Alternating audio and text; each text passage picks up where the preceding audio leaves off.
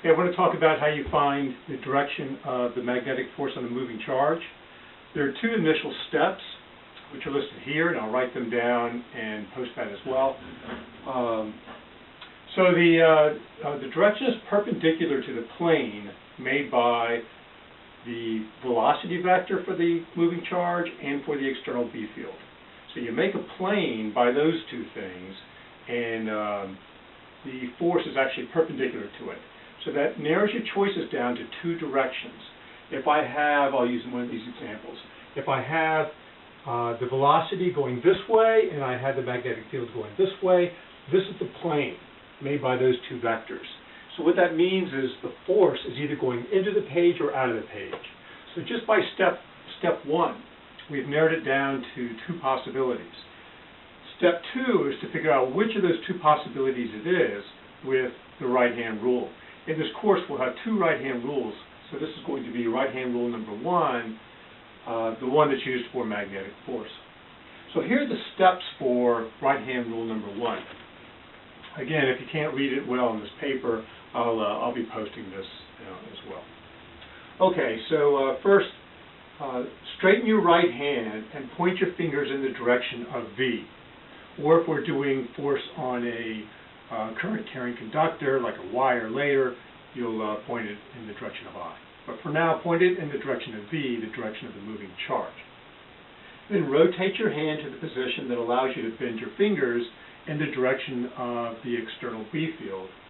Lastly, extend your thumb, and your thumb is going to point in the direction of the magnetic force for a positive charge or for a current, when we get around to doing current in a wire.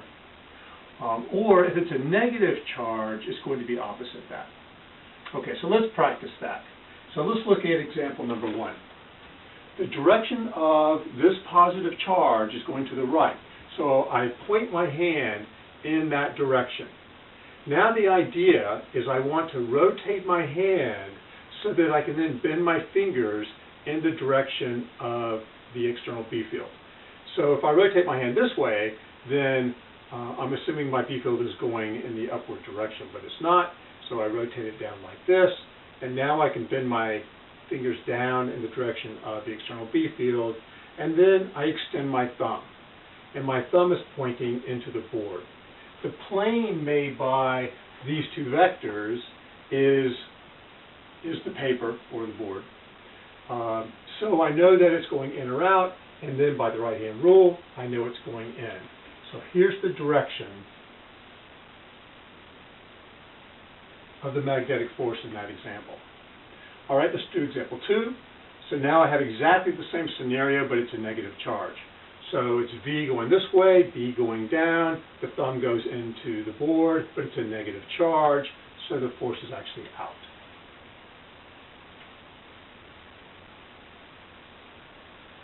All right, another example. Let's figure out what the plane is. So I have one vector going up and down, so the velocity vector is going up and down. The magnetic field, the external magnetic field is coming out. So here's the velocity vector, here's the other one coming out. The plane then is here. So the plane is perpendicular to the board vertically, like this.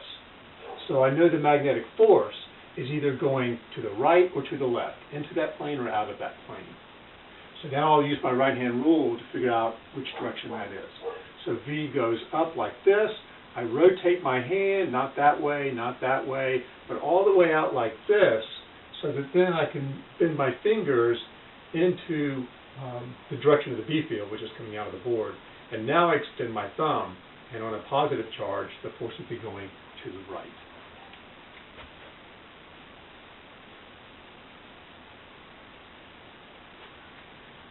Example 4. So let's figure out what the direction of the plane is. I have one vector going this way.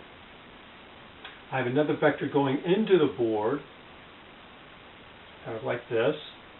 So the plane is here. In other words, the magnetic force is going to be going this way or this way, like that.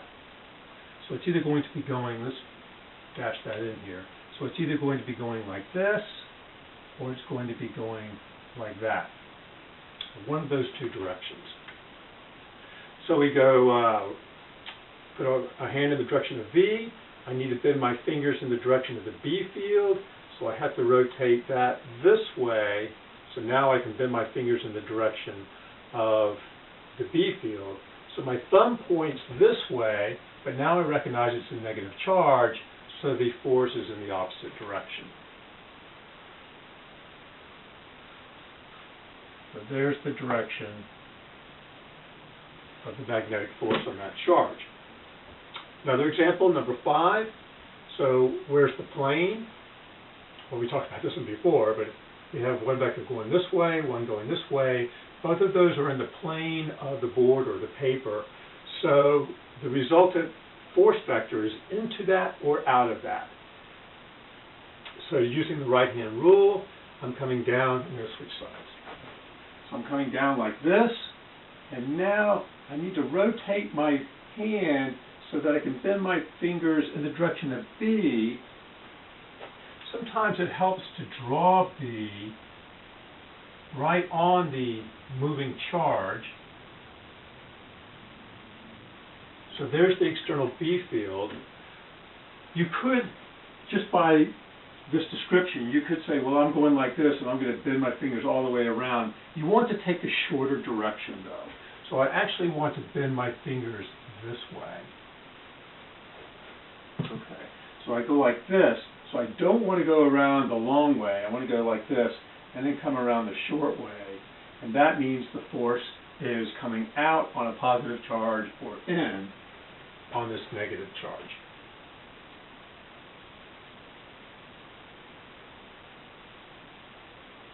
Okay, one more example. So what about this one right here? Well, the plane is the paper, so the force should be going in or out.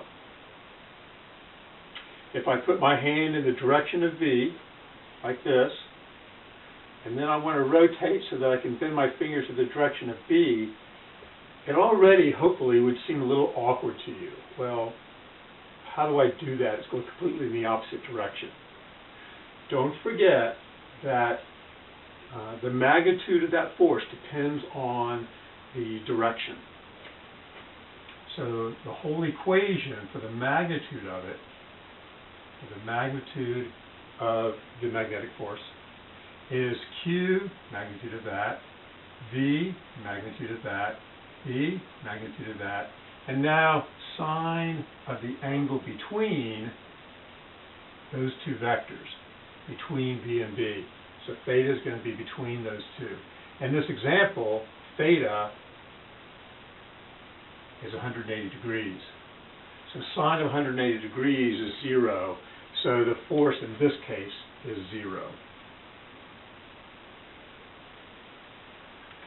Okay, so that's kind of it. Let me point out just a few common mistakes. One is forgetting to switch the direction on a negative charge. It's a very easy mistake to make. We had the same issue with the electric force. So try to remember, if you have a negative charge, something's going to be unusual there, and hopefully that'll remind you to switch the direction of the force. Another one is actually using your left hand. It seems like an obvious thing. We call it the right-hand rule, so you know to use your right hand. But for right-handed people, if they're working and they're writing with their right hand, they don't want to put their pen down, so then they pull out their left hand and they start doing the right-hand rule, and it makes everything backwards. So keep that in mind. The other thing is when you let's take this one as an example.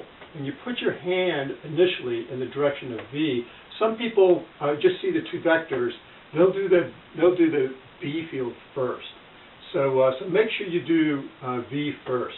If you come out and you do B first and then you swing your hand in the direction of V, in this case you would get it, or in all cases, your thumb would be going backwards. It would be going the other way, kind of like doing a left-hand roll. Let's see. There's one more. That's just once you, again, let's go back to this one. once I put my hand in the direction of V, and now I want to rotate my hand into the direction of the B field, people start to let their whole hand go. But don't do that. Keep your hand in the direction of V. Bend your fingers. So now my fingers are coming out like that. So then the force is going to the right. But keep your hand pointing in the direction of V. Don't let that start to fall over or go into some other direction. Okay, takes a little practice, and then you should have it down. So that's it for this topic.